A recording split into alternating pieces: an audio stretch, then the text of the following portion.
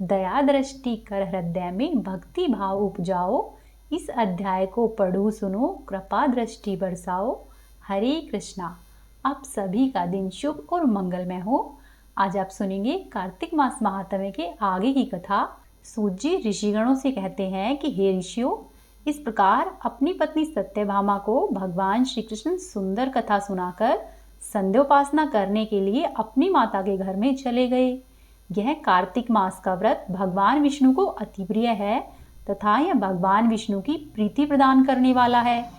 रात्रि में जागरण, प्रातःकाल का स्नान, तुलसी के वन को सींचना, उद्यापन करना और दीपदान करना, ये पांचों कार्य भगवान विष्णु को प्रसन्न करते हैं। इसीलिए कार्तिक के मास में इनका पालन अवश्य करना चाहिए। फिर आगे ऋषि कहते हैं कि भगवान विष्णु को प्रिय और अधिक फल की प्राप्ति कराने वाले, शरीर के प्रत्येक अंग को प्रसन्न करने वाले कार्तिक महात्म्य आपने हमें बताया है। यह मोक्ष की कामना करने वाले अथवा भोग की इच्छा रखने वाले मनुष्य को यह व्रत अपने जीवन काल में अवश्य ही रखना चाहिए। इसके अतिरिक्त हम आपसे एक बात पूछना चाहते हैं कि यदि कार्तिक मास का व्रत करने वाला मनुष्य किसी संकट में फंस जाए या फिर वह किसी समय अपने घर पर नहीं हो या फिर व्रत करने वाला मनुष्य किसी रोग से ग्रस्त हो जाए, तो उस मनुष्य को कार्तिक का व्रत किस प्रकार से करना चाहिए? क्योंकि कार्तिक का व्रत भगवान विष्णु को अत्यधिक प्रिय है और इसे करने से मुक्ति और भक्ति प्राप्त होती है, इसीलिए इसको बीच में नहीं छोड़ सकते। ऋषियों की इस तरह की बात सुनकर श्री सूत जी बोले कि यदि कार्तिक का व्रत करने वाला मनुष्य किसी संकट में फंस जाए तो वह हिम्मत करके भगवान शंकर या विष्णु भगवान के मंदिर, जो भी मंदिर पास में हो वहां पर जाए और उसमें जाकर रात्रि में जागरण करे। यदि व्रत करने वाला मनुष्य घने वन में फंस जाए तो फिर पीपल के वृक्ष के नीचे या फिर तुलसी के वन में जाकर जागरण करे। भगवान विष्णु की प्रतिमा के सामने बैठकर विष्णु जी का कीर्तन करे। ऐसा करने से सहस्त्रों गायों के दान के समान फल की प्राप्ति होती है। जो मनुष्य विष्णु जी के कीर्तन में बाजा बजाता है उस मनुष्य को वाजपेयी यज्ञ के समान फल मिलता है और हरि के कीर्तन में नृत्य करने वाले मनुष्य को सभी तीर्थों में स्नान करने जितना फल मिलता है। किसी संकट के समय या फिर रोगी हो जाने पर और जल के नहीं मिलने पर इस स्थिति में केवल भगवान विष्णु के नाम मात्र से ही मार्जन कर ले। यदि मनुष्य व्रत का उद्यापन नहीं कर सके तो व्रत की पूर्ति के लिए केवल ब्राह्मणों को ही प्रसन्न करे। ब्राह्मणों के प्रसन्न होने से विष्णु भगवान प्रसन्न रहते हैं।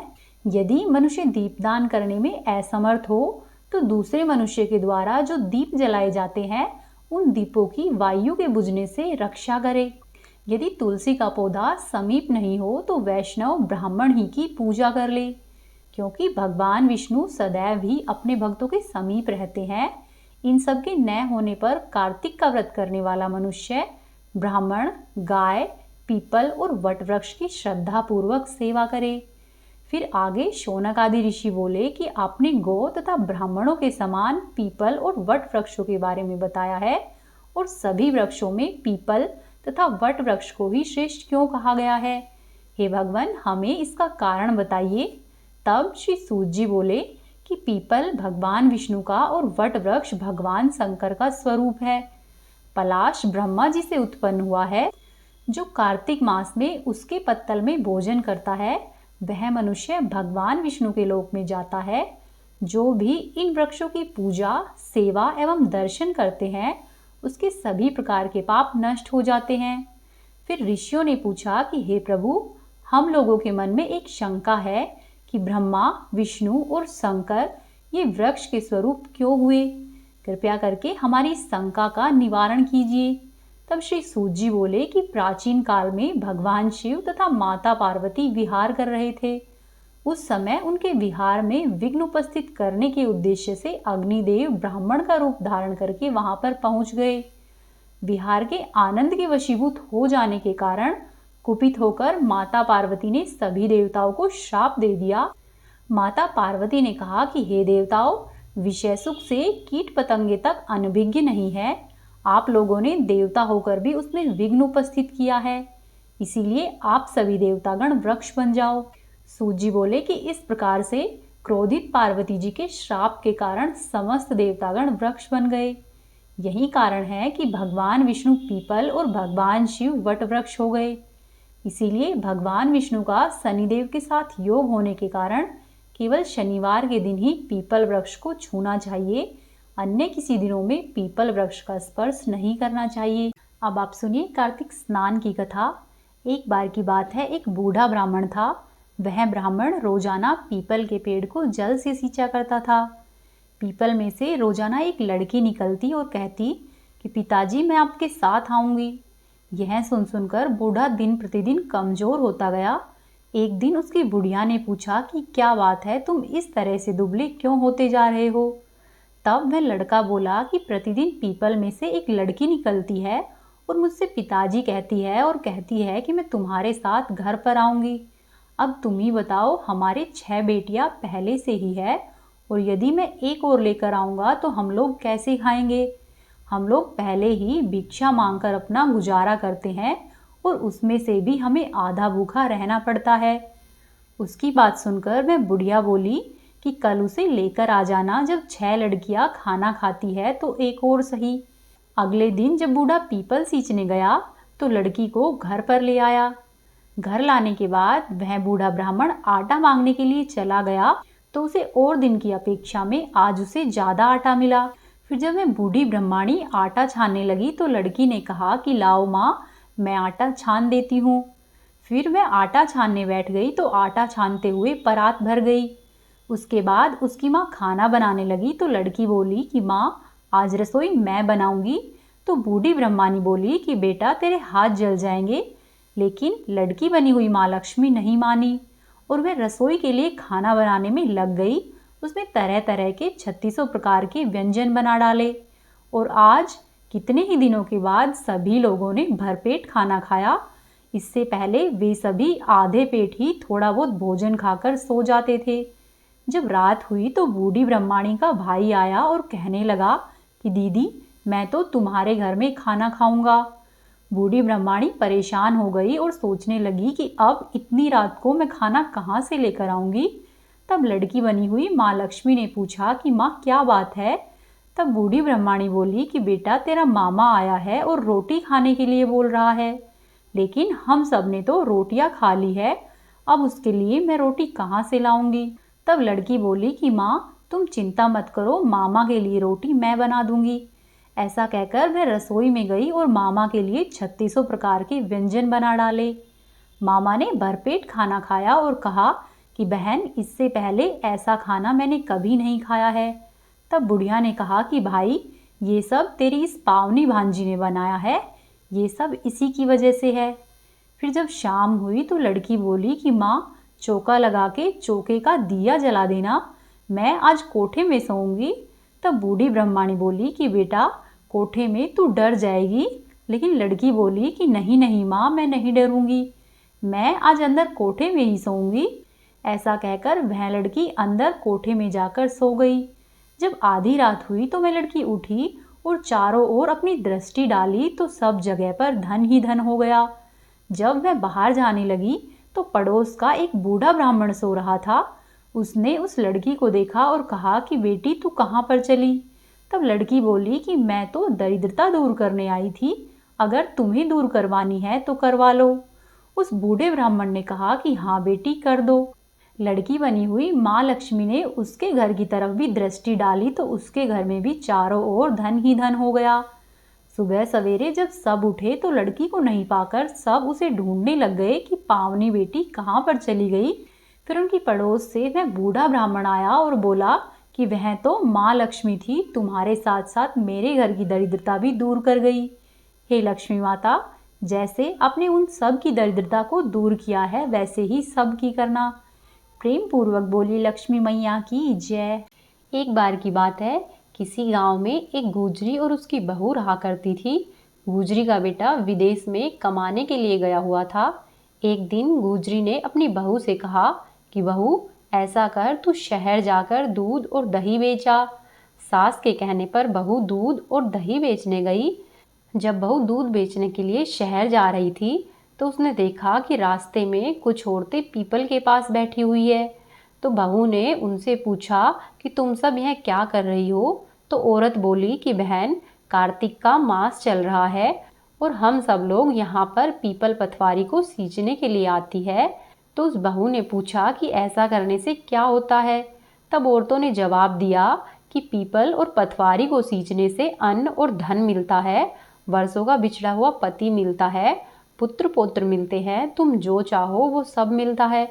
तो उस गुजरी ने कहा कि तुम लोग पानी से सींच रही हो, मैं तो दूध और दही से सींचूंगी। और फिर गुजरी की बहू जो दूध और दही घर से बेचने के लिए लेकर आई थी, उस दूध और दही से पीपल पथवारी को सींचती है। फिर वह घर पर आ जाती है। इसी तरह से धीरे धीरे दिन बीतने लगते हैं। बहू रोजाना घर से दूध और दही लेकर आती, परंतु पीपल और पथवारी को सींचती शहर में जाकर दूध और दही नहीं बेचती। इस तरह से धीरे धीरे कुछ दिन बीते।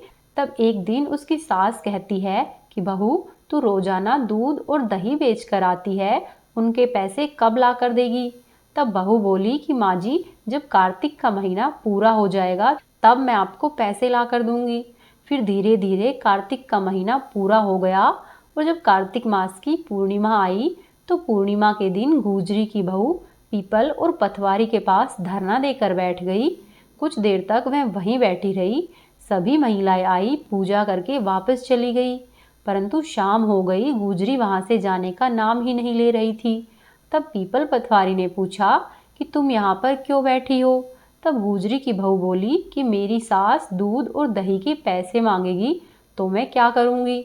तो पीपल पथवारी ने कहा कि मेरे पास पैसे तो नहीं है, ये भाठे, डंडे, पत्ते और सूखी लकड़ियाँ है, तुम ऐसा करो, इन्हें ले जाओ और ले जाकर अपनी गुल्लक में रख देना।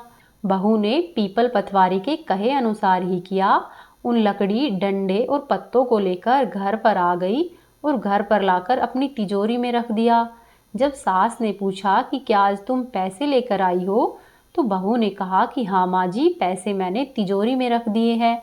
फिर सास तिजोरी के पास गई और उसे खोलकर देखा तो सास देखती ही रह गई, क्योंकि उसकी तिजोरी में हीरे और मोती जगमगा रहे थे। पत्तों का धन हो गया था। सास बोली कि बहू, तुम इतना पैसा कहाँ से लेकर आई हो, क्योंकि दूध और दही के बेचने से तो इतना पैसा नहीं बनता है। तब बहू ने तिजोरी के पास आकर देखा तो पूरी तिजोरी धन से भरी पड़ी है। तब गुजरी की बहू ने कहा कि सासू माँ, मैंने तो 1 महीना दूध और दही से पीपल पथवारी को सींचा था और मैंने उन्हीं से धन मांगा था, तो पीपल पथवारी ने मुझे पत्थर, डंडे और सूखी लकड़ियाँ दिए थे और कहा था कि इनको ले जाकर अपने घर पर तिजोरी में रख देना। सासू माँ, मैंने तो वहीं सब रखे थे और वे सभी अब हीरे मोती हो गए हैं। तब सास ने कहा कि ऐसी बात है तो अब की बार मैं भी पीपल और पथवारी सींचूंगी। धीरे धीरे दिन बीतने लगे और अगली साल जब कार्तिक का माह आया तो गुजरी दूध और दही लेकर घर से निकलती और सोचती कि इस पीपल पथवारी में इतना दूध और दही क्यों बर्बाद करना। ऐसा सोचकर वह दूध और दही को तो बेच आती और हांडी धोकर उस पीपल पथवारी में सींच आती और घर आकर अपनी बहू से कहती कि बहू, मैं पीपल पथवारी को सींच कर आ गई हूँ। फिर जब धीरे धीरे पूरा माह बीत गया तो पूर्णिमा की तिथि आई। तब बहू से सास ने कहा कि बहू, अब तू मुझसे पैसे मांग। तो बहू ने कहा कि माँ जी, कभी बहू ने सास से हिसाब मांगा है क्या, ऐसा करूँगी तो मुझे पाप लगेगा। परंतु उसकी सास जिद पर अड़ गई। तब बहू ने कहा ठीक है माँ जी, आप मुझे दूध और दही के पैसे ला कर देना। तब सासू महीने के अंत में पूर्णिमा के दिन पीपल और पथवारी के पास जाकर धरना देकर बैठ गई। तो पीपल और पथवारी ने उसे भी डंडे, पत्ते और भाठे दे दिए और कहा कि इनको ले जाकर तिजोरी में रख देना। सास ने वैसा ही किया और फिर बहुत खुश हुई और फिर बहू से कहने लगी कि बहू, अब तुम जाओ और जाकर तिजोरी को खोल कर देखो, उसमें हीरे और मोती भरे होंगे। फिर बहू ने जब जाकर तिजोरी को खोला तो क्या देखती है कि उसमें कीड़े मकोड़े और कचरा भरा पड़ा है। बहू ने सास से कहा कि माँ जी, यह सब क्या है। तो सास ने तिजोरी को देखा और कहा कि बहू, पीपल पथवारी ने तुझे तो अन्न, धन और सोना चांदी दिया है, लेकिन मुझे कीड़े मकोड़े दिए हैं। पीपल पथवारी ने ऐसा क्यों किया है। तब बहू बोली कि माँ जी, मैं तो निस्वार्थ भाव से पीपल और पथवारी को सींचती थी, लेकिन आपने धन के लिए पीपल और पथवारी को सींचा है, इसीलिए आपके साथ ऐसा हुआ है। हे पीपल भगवान, हे पथवारी माता, जैसा आप बहू पर प्रसन्न हुए हैं वैसे ही सब पर प्रसन्न रहना, और जैसी आप सासू को आई है वैसी किसी को नहीं आना। इस कहानी को कहने वाले, सुनने वाले और होकारा भरने वाले सबके भंडारे बहू की तरह ही भर कर रखना। जय पीपल देव, जय पथवारी माता। अब आप सुनिए श्री तुलसी चालीसा का पाठ। श्री तुलसी महारानी करूं विनय सिर नाय, जो मम हो संकट विकट दीजे मात नशाय। नमो नमो तुलसी महारानी, महिमा अमित न जाय बखानी। दियो विष्णु तुमको सम्माना, जग में छायो सुयस महाना। विष्णु प्रिया जय जयति भवानी, तीहु लोक की हो सुख खानी। भगवत पूजा कर जो कोई, बिना तुम्हारे सफल नहीं होई। जिन घर तव नहीं होए निवासा, उस पर करे विष्णु नहीं वासा। करे सदा जो तव नित सुमरिन, ते ही के काज होए सब पूरण। कार्तिक मास महात्म तुम्हारा, ताको जानत सब संसारा। तव पूजन जो करे कुआरी, पावे सुंदर वर सुकुमारी। कर जो पूजन नित प्रति नारी, सुख संपत्ति से होए सुखारी। वृद्धा नारी करे जो पूजन, मिले भक्ति होवे पुलकित मन। श्रद्धा से पूजे जो कोई, भवनिधि से तर जावे सोई। कथा भागवत यज्ञ करावे, तुम बिन नहीं सफलता पावे। छायो तब प्रताप जग भारी, ध्यावत तुम ही सकल चितधारी। तुम्ही मात यंत्रण तंत्रण, सकल काज सिद्धि होवे क्षण में। औषधि रूप आप हो माता, सब जग में तव यश विख्याता। देव ऋषि मुनि ओ तपधारी, करत सदा तव जय जयकारी। वेद पुराणन तव यश गाया, महिमा अगम पार नहीं पाया। नमो नमो जय जय सुख कारिणी, नमो नमो जय जय दुख निवारिणी। नमो नमो सुख संपत्ति देनी, नमो नमो अघ काटन छेनी। नमो नमो भक्तन दुख हरणी, नमो नमो दुष्टन मद छेनी। नमो नमो भव पार उतारिणी, नमो नमो परलोक सुधारिणी। नमो नमो निज भक्त उभारिणी, नमो नमो जन काज सवारिणी।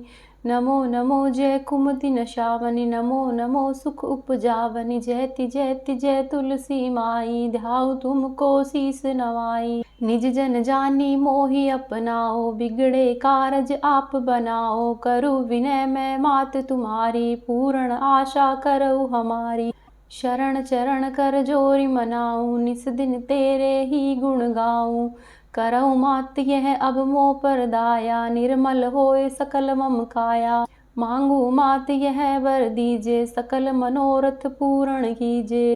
जानु नाही कुछ नेम अचारा, क्षमऊ मात अपराध हमारा। 12 मास करे जो पूजा, तासम जग में और न दूजा। प्रथम ही गंगा जल मंगवावे, फिर सुंदर स्नान करावे। चंदन अक्षत पुष्प चढ़ावे, धूप दीप नैवेद्य लगावे। करे आचमन गंगा जल से, ध्यान करे हृदय निर्मल से। पाठ करे फिर चालीसा की, स्तुति करे माँ तुलसा की। यह विधि पूजा करे हमेशा, तन नहीं ताके रहे कलेशा। करे मास कार्तिक का साधन, सो नित पवित्र सिद्ध हुई जाही। है यह कथा महासुखदाई, पढ़े सुने सो भव तर जाई। तुलसी मैया तुम कल्याणी, तुमरी महिमा सब जग जानी। हम माता तुझे नित नित धाते, गा गा कर माँ तुझे रिझाते। यह श्री तुलसी चालीसा पाठ जो गावे, मन वांछित फल वो ही पावे। प्रेम से बोलिए तुलसी मैया की जय। अब आप सुनिए तुलसी माता की आरती। तुलसी महारानी नमो नमो, हरि की पटरानी नमो नमो। तुलसी महारानी नमो नमो, हरि की पटरानी नमो नमो। धन तुलसी पूर्ण तप कीनो, शालिग्राम बनी पटरानी, जाके पत्र मंजरी कोमल, श्रीपति कमल चरण लपटानी। तुलसी महारानी नमो नमो, हरि की पटरानी नमो नमो। धूप दीप नैवेद्य आरती, पुष्पन की वर्षा बरसानी। 56 भोग 3600 व्यंजन, बिन तुलसी हरि एक न मानी। तुलसी महारानी नमो नमो, हरि की पटरानी नमो नमो। सब सखी मैया तेरा यश गावे, भक्ति दान दीजे महारानी। तुलसी महारानी नमो नमो, हरि की पटरानी नमो नमो। तुलसी महारानी नमो नमो, हरि की पटरानी नमो नमो। प्रेम से बोलिए तुलसी मैया की जय।